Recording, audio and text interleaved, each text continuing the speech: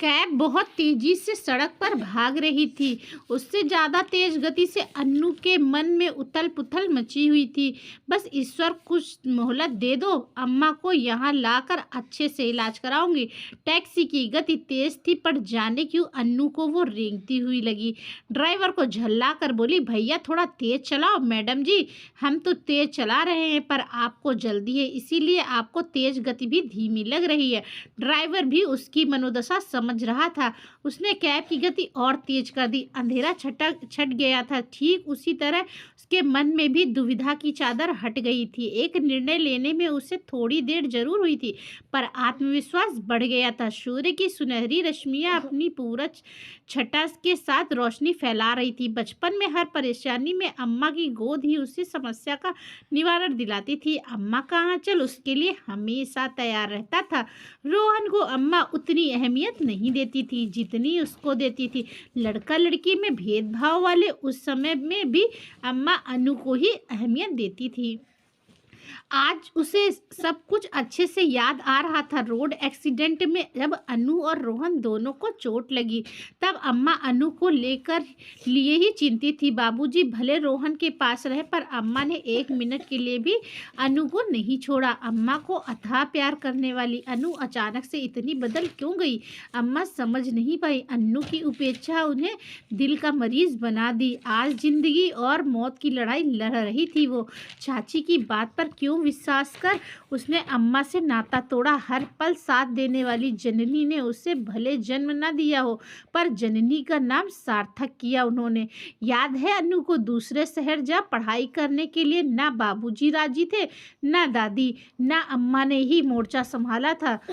तब अम्मा ने ही मोर्चा संभाला था। अनु की भविष्य के लिए पढ़ाई बहुत जरूरी है, उसको जाने दीजिए, कहे अम्मा भूख हड़ताल पर बैठ गई थी। तब जाकर बाबूजी दादी मानी।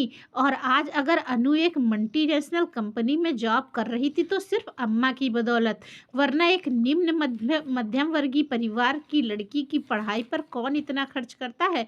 अनु ने भी अम्मा को कभी निराश नहीं किया। उसी अम्मा ने अनु से नाता सिर्फ इसलिए तोड़ा क्योंकि वो अखिल के साथ उसकी शादी के लिए तैयार नहीं थी।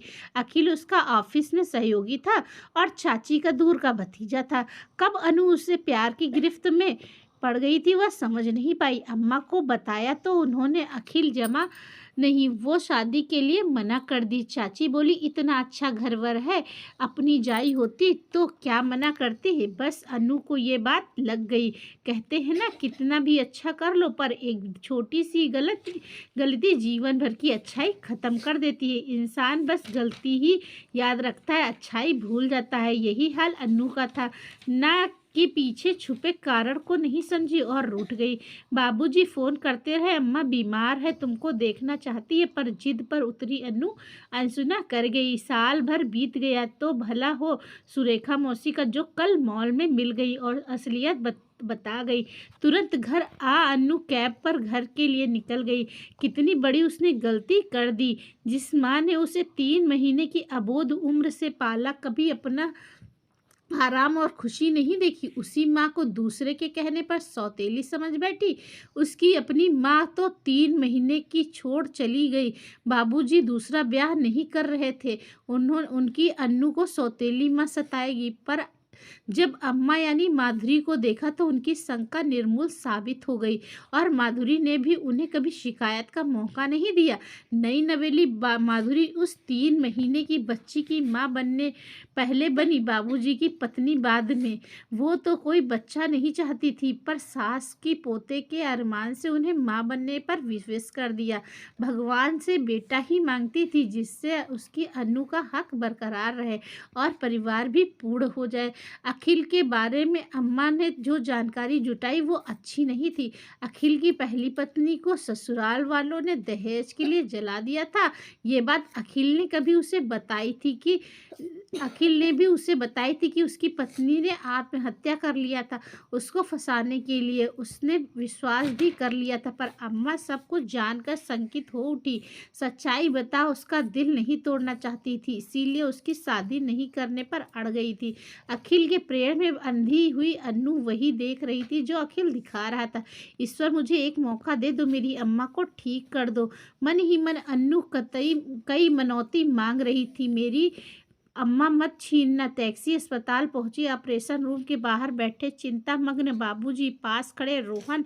अचानक अन्नू को देख दीदी कह दौड़ पड़े, गले लग बिलक गया। अन्नू का दिल तड़प उठा। बाबूजी और रोहन दोनों बहुत कमज़ोर लग रहे थे। कैसी बेटी है वो, इस घर को जब ज़रूरत थी तब वो सब छोड़कर चली गई। बहुत बड़ा पाप हो गया था उससे। जो हुआ सो हुआ, अब वो नहीं बहकेगी। बस अम्मा ठीक हो जाए, वो घर की व्यवस्था ठीक कर देगी। दरवाज़ा खुला। डॉक्टर नारायण ने बताया ऑपरेशन ठीक हो गया है, बस मरीज में जीने की जिज्ञासा जाग जाए। अम्मा को ठीक होना ही है डॉक्टर साहब। बड़े विश्वास से अन्नू, बाबूजी और रोहन को घर भेज। अन्नू ने अस्पताल का मोर्चा संभाला। ऑपरेशन का पैसा तो कल ही भेज दी थी। अब अम्मा के लिए प्राइवेट रूम की व्यवस्था कर दी। अगले दिन डॉक्टर ने मिलने की इजाज़त दी। अम्मा के सामने उनकी लाड़ो खड़ी थी। अम्मा की आंखों में आंसू बहने लगे। कस कर अम्मा का हाथ पकड़े अन्नू अम्मा के गले लग गई। आंखों की भाषा ने प्रेम पढ़ लिया था। अम्मा समझ गई उनकी लाड़ो घर लौट आई है। डॉक्टर भी हैरान थे। वो अम्मा दवाइयों से ठीक नहीं हो रही थी, वो अचानक तेजी से रिकवरी कर रही थी। करती भी क्यों ना, उनकी संजीवनी बूटी जो आ गई थी। अम्मा के ठीक होते ही अनु सबको अपने पास ले आई। रोहन की छूटी पढ़ाई फिर से शुरू हुई। अम्मा की जी जान से सेवा किया अनु ने। अम्मा और अम्मा की लाड़ो ने फिर रूठी और मनोहर की ज़िंदगी शुरू कर दी। रूठी हुई खुशियाँ फिर दुगनी रफ्तार से आ गई। दोस्तों, कई बार गलतफहमियां हम उन रिश्तों को भुला देते हैं जो हमारे लिए सर्वोपरि होते हैं। इसीलिए हमें विवेक से काम लेना चाहिए, साथ ही दूसरों के बहकावे में नहीं आना चाहिए। दोस्तों, इस वीडियो को लेकर आपकी क्या राय है, हमें कमेंट बॉक्स में बताना ना भूलिएगा। और इसी तरह की अच्छी अच्छी कहानियों के लिए हमारे चैनल पे बने रहें और ज़्यादा से ज़्यादा लोगों तक शेयर करें।